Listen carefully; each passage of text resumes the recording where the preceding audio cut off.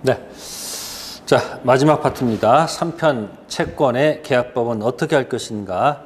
그래서 채권은 핵심 키포인트가 15가지 계약을 잘 분류할 것.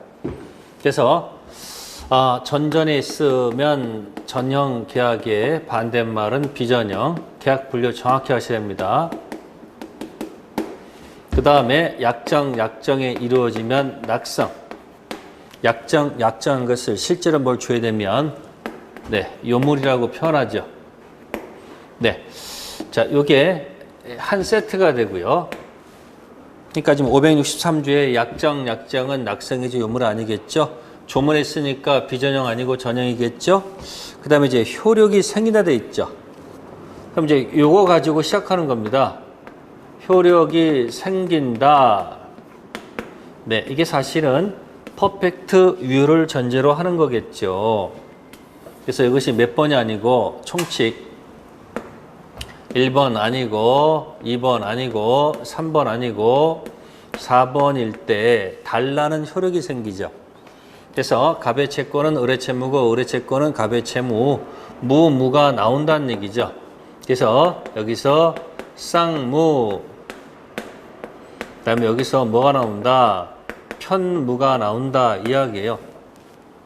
그러면 채무를 이행하는 것 출이라고 해요. 그죠? 그걸 출됐을 때 유상 무상이라고 하는 거예요.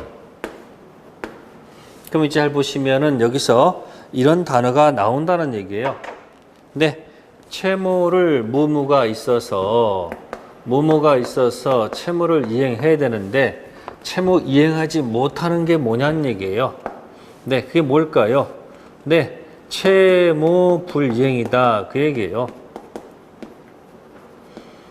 그러니까 채무는 반드시 1, 2, 3번을 쓰는 게 아니고 유를 전제로 쓰는 용어죠. 매수인이 돈을 못 주면 이행 지체. 매도인 잘못으로 건물이 홀라당 탔다. 이행 여지가 없으니까 이건 이행 불능이 되겠죠. 자, 그 다음에 지체에 빠졌으면 한번 기회를 줘야 되겠죠. 최고가 필요하고요. 이행 불능은 뭐 할 필요가 없어요. 최고할 가치가 없죠. 그 다음 쓰는 용어는 똑같습니다. 법정 해제하시고 제거하면서 원래 상태로 돌려놓으세요. 원상 회복하시고 그 다음에 손해배상 들어가는 길이 있다는 얘기죠. 자, 이때 계속 연결하는 겁니다. 자, 이때 이행 지체는 쌍무 계약의 동시 이행 항변권하고 한 세트로 놀지요. 그래서 여러분들 항변권 있으면 주장하지 않아도 그 자체로 이행 지체 책임 면제 받도록 돼 있다는 거. 쌍무 계약의 동시 이행은 채무 불이행의 이행 지체랑 한 세트다 그런 얘기고, 또 이행 불능은 쌍무 계약의 위험 부담이랑 한 세트로 논다 이야기예요.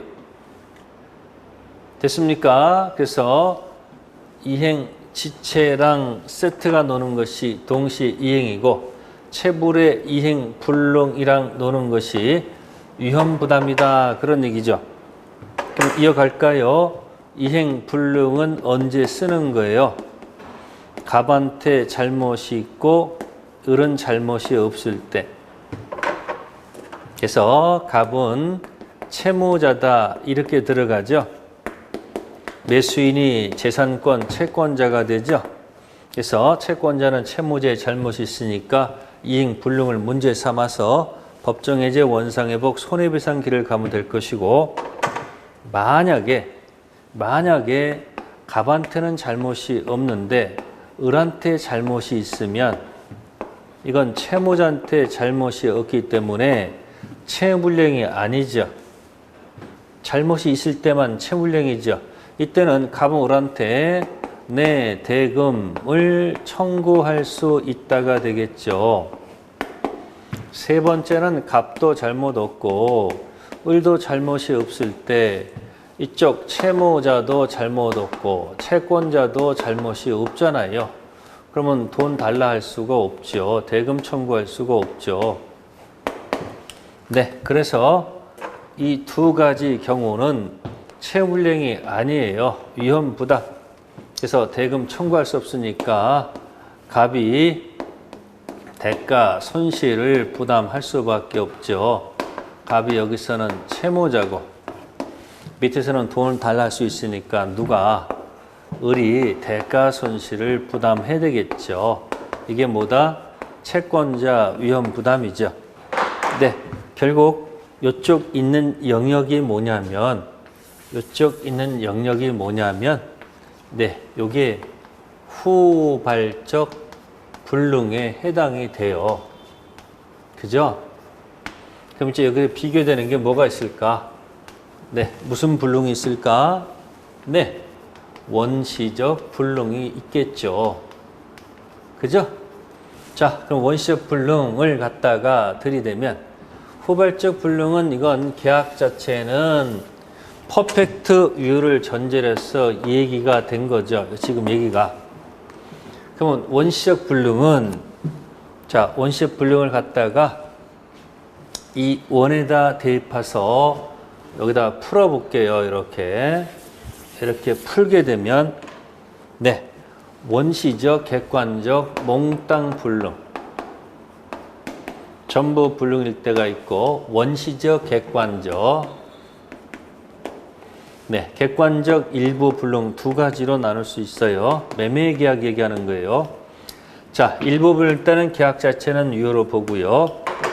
자, 이때는 계약 자체는 유효로 봐서 매도인의 담보 책임으로 넘어간다. 자, 얼핏 한 적이 있어요. 권리 하자일까, 물건 하자일까. 네, 이 일부 불능은 수량 부족, 면적 부족을 뜻해요. 자, 이때는 물건 하자가 아니고 권리 하자 문제로 다룬다. 차고에서 얼핏 나온 적이 있어요.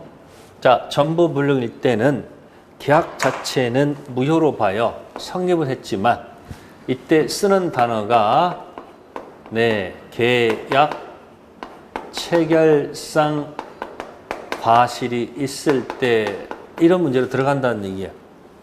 이때 과실이 있다는 얘기는 이쪽이 잘못이 유책이 있다는 얘기예요.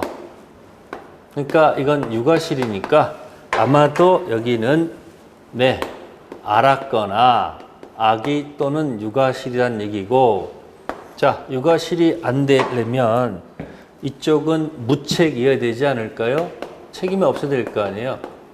그러니까 이쪽은 아마도 무과실일 거다. 그럼 이쪽은 뭘까요? 선이 또한 무과실이 된다는 얘기가 되겠죠. 이때 535조에서 신뢰이익입니다. 사실은 신뢰죠. 근데 이제 발음을 제가 신뢰이익 배상이 원칙이 됩니다. 단 신뢰가 만약에 이행이익을 만약에 이렇게 초과할 때는 이때는 네, 이행이익을 네, 한도에서 들어간다. 그런 얘기죠. 네, 그러면 밑에 24번이 연결된 거예요. 몇 번 연결됐어요? 24번. 즉, 계약 분류하면서 이 좁은 공간에다가 붙였다 이야기예요. 네, 그래서 그 내용을 한번 보시고요. 자, 23번의 동시이행 항변권에서 중요한 판례 두 가지를 갖다 얹어놨네요. 그 판례는 꼭 좀 기억하세요.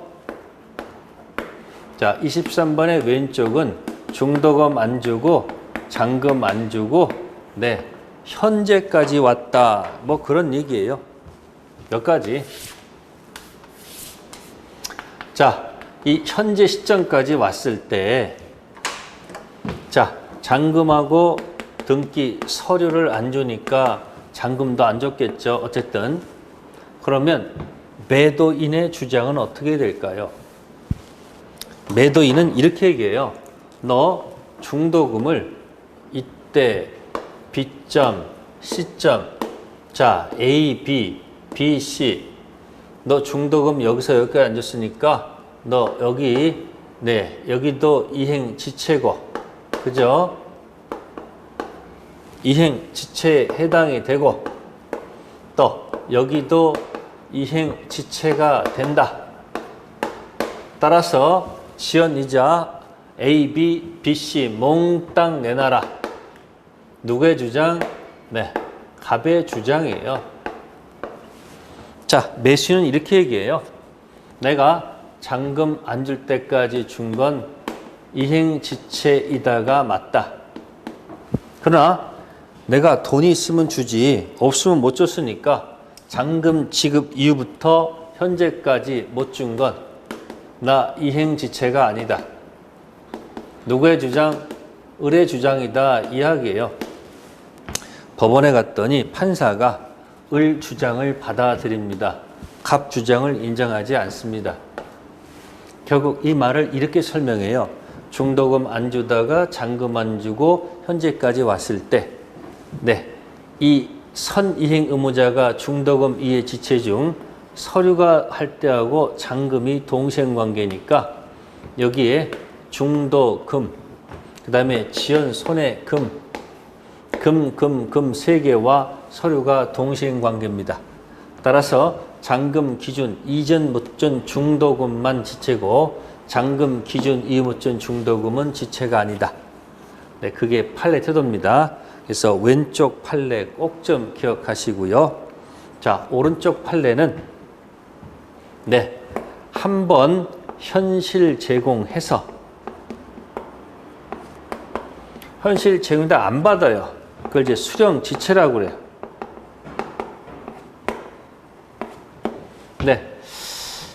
잔금을 주러 갔는데 안 받아요.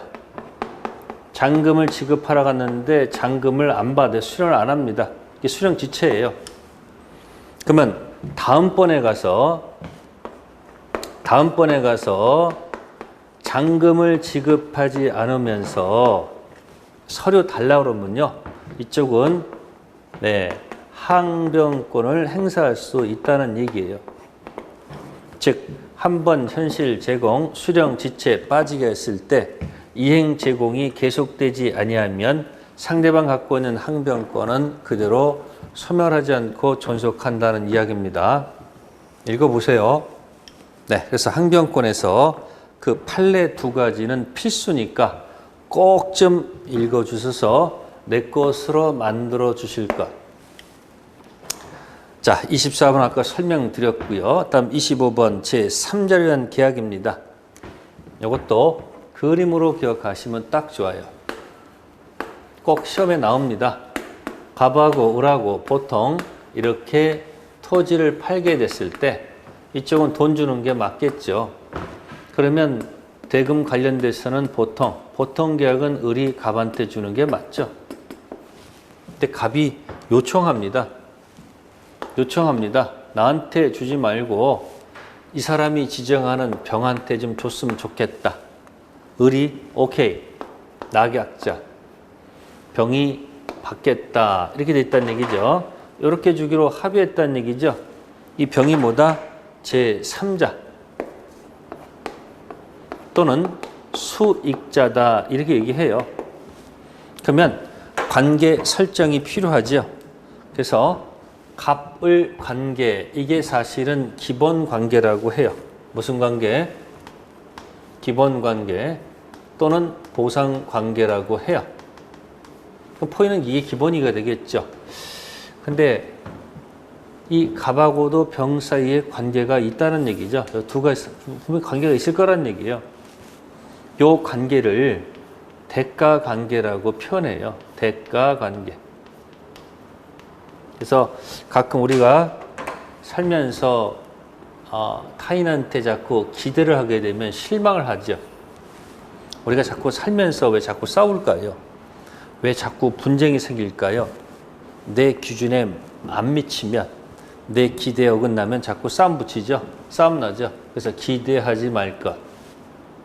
그러면 이 을은 이 기본 관계에 문제가 있다면, 을은 이 기본 관계의 문제가 있다면, 그죠? 이 문제를 가지고 당연히 수익자한테 뭐 할 수 있다? 네. 항변할 수 있겠죠. 만약에 소유권을 안 넘겨주게 되면 을은 병한테 돈 못 주겠다고 항변권 행사할 수 있겠죠. 다만 을은 갑병 관계는 을이 끼어있는 관계가 아니죠. 따라서 대가 관계의 문제가 있으면 이 문제는 그대로 문제이기 때문에 이 대가 관계 문제 가지고 수익자한테는 항변할 수가 없다는 것. 이 두 가지를 정확하게 이해를 하셔야 돼요. 그래서 기본 관계하고 대가 관계, 이것이 흔들리면 안 됩니다.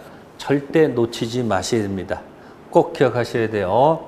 낙약자는, 보세요. 을은 갑을 관계에, 을은 당사자니까 당연히 병한테 항변할 수 있고, 을은 갑병 간의 문제는 을은 관계가 없잖아요. 당사자가 아니니까 이거 가지고는 대응할 수가 없겠죠. 네, 25번 자꾸 읽으셔야 됩니다. 자, 26번 가겠습니다. 법정 해제. 자, 다시 아까 그림 들어가서 갑시다. 자, 카메라 따라오세요. 카메라 따라오세요. 자, 보시면 여기죠, 여기. 다시 돌아왔어요. 자, 544조 이행지체 여기 있네요. 546조 이행불능 있네요. 네, 두 가지 차이는 지체에 빠졌을 때 최고 들어가서 네, 해제권 발생해서 격지자 해제가 도달되면 계약이 소급적 소멸하면서 원상회복 손해배상 들어갔다 이야기고, 불능은 최고할 필요가 없다는 얘기죠. 네, 그래서 일단 법정 해제에서 요거 가지고 자꾸 질문하는 거예요. 네. 자, 법정 해제 스토리 가지고 시험 문제 나옵니다. 그래서 여기서 최고 가지고 시험을 때리는 경우도 있습니다. 다음 중 최고를 요하는 것, 요하지 않는 것. 그 다음에 이제 원상회복과 이제 손해배상 들어가면 조금 여기가 약간 복잡한 파트가 되겠죠.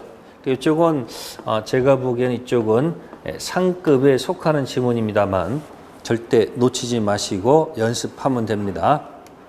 네. 이게 이제 법정 해제에 관한 얘기고, 밑에 27번은 해약금 해제예요. 해약금 해제. 네. 그러면 해약금 해제는 다른 게 아니고요. 계약금 문제예요. 계약금. 자, 그럼 이제 해약금 해제를 갖다 붙이게 되면 여기다 갖다 붙일게요. 여기다 붙이면 딱 좋아요. 여기 들어가면 딱 좋아요. 자, 수업할 때도 열심히 여기다 갖다 드렸죠. 매매 계약은 전형 계약이고, 자, 계약금은 얼마 걸까? 계약금 계약은 비전형 계약이고, 매매 계약은 낙성이고, 계약금 계약은 유물 계약이다. 그럼 이거 도대체 뭔 소린가? 그래서 이 계약금 계약이 나오면 27번이죠.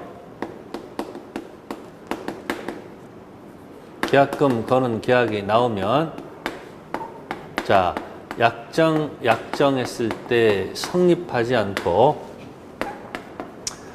약정한 계약금 일부 지급했을 때 성립하지 않고요. 실제로 다다 줘야지 계약금 계약이 성립하죠. 그래서 565조에서 이 다다 준 다음에 비로소 약금 해제 가능성이 들어가죠. 그래서 이 중간에서 약정만 한 상태에서 여기서 해거릴 수 없죠. 해약금 해제할 수 없고요. 또 약속한 계약금 일부 지급한 상태에서도 해약금 해제할 수가 없고요. 반드시 다다 줬을 때 해약금 해제 들어가죠. 그리고 이 밑에 있는 게 이제 이행의 착수다 이렇게 들어가요. 조문상. 이행 준비가 아니고 뭐예요? 이행 착수. 그래서 다다다다다다다다다 이행 착수 요 중간에서만 해약금 해지할 수 있죠. 그래서 만약에 받은 사람이 하게 되면 받은 계약금 따블이에요. 배액을 실제로 상환하고 입으로 하면 안 돼요. 해약금 해지할 수 있고 만약에 약속된 계약금을 준 을은 계약금을 뭐하고 포기하고 해약금 해지할 수 있죠. 자, 만약에 해약금 해지하게 되면 맨 꼭대기에 올래 주된 매매 계약이 제거가 되겠죠. 소급적 소멸하겠죠. 근데 이 해약금 해제는 법정 해제가 아니기 때문에 여기서는 원상 회복이라든지 갖다 붙이면 돼요. 자, 해약금 해제에서는 원상 회복이란 말이 나타날 수 없고요. 손해배상이 안 나타나요. 그래서 그 565조도 반드시 나와요. 계약금 계약은 약정했을 때 성립하지 않고 일부 지급 성립하지 않고 다다다다 저지 계약이 성립하죠. 이걸 멋있게 포장한 말이 계약금 계약은 무슨 계약이다? 요물 계약이다. 그렇게 표현하는 겁니다. 27번도 꼭 나오는 지문이니까 기억해 두세요. 해약금 해지 하나, 법정 해지 하나 반드시 나온다. 그러니까 꼬리에 물어가면서 연결돼 있다는 얘기죠. 자, 그 다음에 28번 매도인의 담보 책임. 자, 권리 하자 가지고 얘기한 거예요. 무슨 하자? 권리 하자 가지고. 잘 보시면은 자, X가 1, 2, 3예요. 그냥 암기하는 방법이요. 자, 선의가 아니고 악의의 매수인한테 초점이 졌다는 얘기죠. 알고 샀다는 얘기예요. 나쁘다는 얘기 아니죠. 그러면 요 X 따라서 선을 긋게 되면 X가 하나, X가 둘, X가 세 개가 나왔다 이야기죠. 자, 동그라미가 있네요. 첫 번째는 권리 전부가 타인 것. 못 넘겨주면 해제해서 돈 돌려받으면 되지만 손해배상은 안 된다는 거. 권리 일부가 타인 것. 못 넘겨받으면 그것만큼은 돈 대금 감액하면 되겠죠. 해제 안 되고 손배 안 되죠. 그 다음에 면적 부족, 수량 부족. 알고 샀기 때는 아무것도 인정하면 안 되죠. 그 목적물 수량 부족 일부 멸시를 갖다가 아까 멋있게 표현한 말이 아까 이런 거 썼죠. 원시적, 객관적, 일부 불능이다 이렇게 포장을 했다는 얘기죠. 거기 576조, 574조돼 있습니까? 목적물 수량 부족 일부 멸실 있잖아요. 거기에 이렇게 표현한 거예요. 그래서 아까 여러분들이 원시적 이렇게 해가지고 전부 불능은 계약 체결상 과실, 일부 불능은 계약은 유로 들어가서 권리하자 들어간다고 그랬죠. 물건 아니고. 이렇게 표현한 거 기억하시면 되고요. 자, 29번 갈게요. 경매 시 담보 책임. 자, 경매 자체는 유효한 겁니다. 그럼 잘 생각해 보세요. 경매를 통해서 경락인이 경락을 받았다 이야기예요. 그럼 경매가 될 때는 이렇게 되지 않아요? 채권자가 채무자 부동산을 경매한 거 아니에요? 그러면 경락인이 대금을 다 뭐하고 완납하고 자동취득, 등기취득. 경매는 상수형 경기. 그래서 등기가 아니고 자동취득이죠. 그러면 이 경매 자체가 반드시 뭐다? 유효를 전제로 들어가야 되겠죠. 자, 만약에 경매 자체가 무효로 한다면은 이거는 절대 매도인의 담보 책임은 쓸 수가 없죠. 이땐 다 원위치해야 돼요. 그래서 만약에 경락인은 등기를 말소하려면 경락인의 등기 말소는 채무자를 상대로 해야 될 것이고, 채권자가 만약에 배당, 그죠? 배당 돈 반환을 하려면 경락인한테 해야 되겠죠? 그럼 사람이 다르잖아요. 그래서 이건 무슨 관계가 아니다. 네, 동시행 관계가 아니다. 항변권에 나오는 판례 중에 하나죠.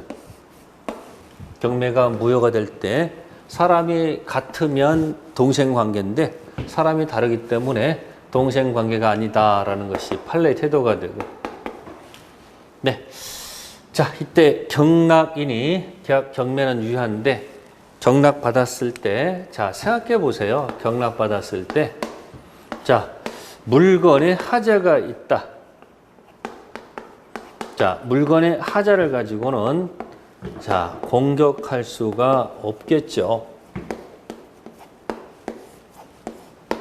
예, 임장 활동에서 확인할 것이 당연하기 때문에, 그래서 물건 하자 가지고는 공격할 수가 없습니다. 이때는 경락인은 권리의 하자가 있을 때, 뭐가 있을 때? 권리의 하자가 있을 때 뭐 할 수 있다는 걸까요? 공격할 수 있다 해야지 맞지 않을까요? 네, 이때도 무조건 가는 게 아니고요. 공격하더라도 일단 1차적으로 채무자한테 공격을 해야 됩니다. 채무자가 돈이 없으면 배당 받아간 채권자한테 2차적으로 공격하도록 조문에 되어 있다는 것. 네, 이렇게 해서 한번 설명드릴 겁니다. 그럼 또 응용합시다. 자, 법령상 제한은 총칙에서 네, 착오가 아니고 계약 자체는 유효로 보고요. 법령상 제한은 물건 하자로 보기 때문에 담보 책임을 물을 수가 없겠죠. 자, 면적이 부족하면 착오는 아니고 계약 자체는 유효죠. 그러면 경매에서 권리 하자가 있으면 공격할 수 있겠죠. 그래서 1차적으로 채무자, 2차적으로 채권자 같이 묶으면 좋겠다. 그래서 밑에 법률적 장애에는 물건 하자는 담보 책임 물을 수가 없습니다.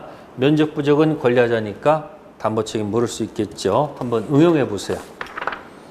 네, 끝으로 30번 갑니다. 임차인의 상한 청구권. 네, 부속물이 들어가 있네요. 네, 임차인의 상한 청구권하고 부속물. 자, 이것도 여기다 연결해 봅시다. 기존 건물이 있었다. 네, 허락을 받아서 중축을 했다 이야기. 자, 구분 소유가 안 된다, 된다. 둘 중 하나가 되겠죠. 자, 구분 소유가 안 된다면 기존 건물에 부합하기 때문에 부합물로 씁니다. 구분 소유가 된다면 요거는 부속물이다. 이렇게 쓰는 겁니다. 무슨 물? 부속물. 자, 기존 건물에 만약에 저당권이 설정되어 있다 한다면 저당권 효력은 부합물에도 효력이 미칠 수밖에 없다. 그 얘기죠. 자, 기존 건물에 저당권이 설정되어 있었다.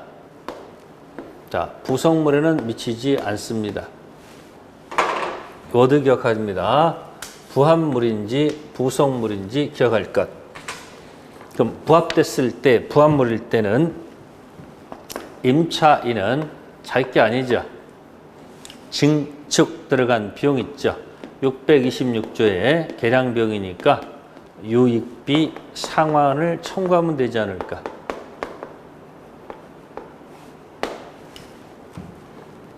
자, 그 다음에 부속물일 때는 법률 용어가 있습니다. 646조 부속물 무슨 청구권? 매수 청구권으로 해결하면 되겠죠. 자, 이 두 가지를 조금 더 팁을 드리면 유익비 같은 경우는 네, 이 규정은 임의 규정. 달리 정해서 분리하더라도 유효. 매수 청구권은 강행 규정. 달리 정해서 임차인에게 분리하면 무효. 자, 유익비 가지고는 점유 중 발생한 채권이기 때문에 유치권 행사 가능성이 들어가요. 근데 부속물은 이건 자기 물건이기 때문에 유치권 행사할 수가 없다는 얘기죠. 그래서 이 조문과 이 조문을 잘 연결하세요. 그래서 아까 했습니다만 아까 203조랑 비교한 적이 있었죠. 물권법에서. 그러면 이건 물권법, 점유자, 회복자, 비용 상한 청구권. 이건 임차인의 상한 청구권. 이거 한 문제. 이거 한 문제.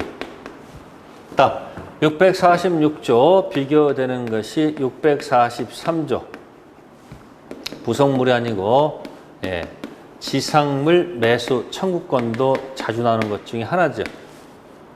그래서 네 문제는 한 세트로 기억하시면 금상첨화. 자세한 설명은 생략하겠습니다. 이렇게 해서 여러분들이 우리가 문제 풀 때 적어도 여기 30개 이 기본 용어, 조문, 판례 이런 것들은 꼭 내 것으로 만드시면 됩니다. 이 정도를 정리하시고 나머지 사항들은 조금 점수를 업하기 위해서 연습하는 거 생각하세요. 이렇게 해서 동형 모의고사 들어가기 전에 제가 민법 시험 출제 30포인트 가지고 설명드렸습니다. 힘드신 분들은 요거 중심으로서 정리해 가시면 되겠습니다. 감사합니다.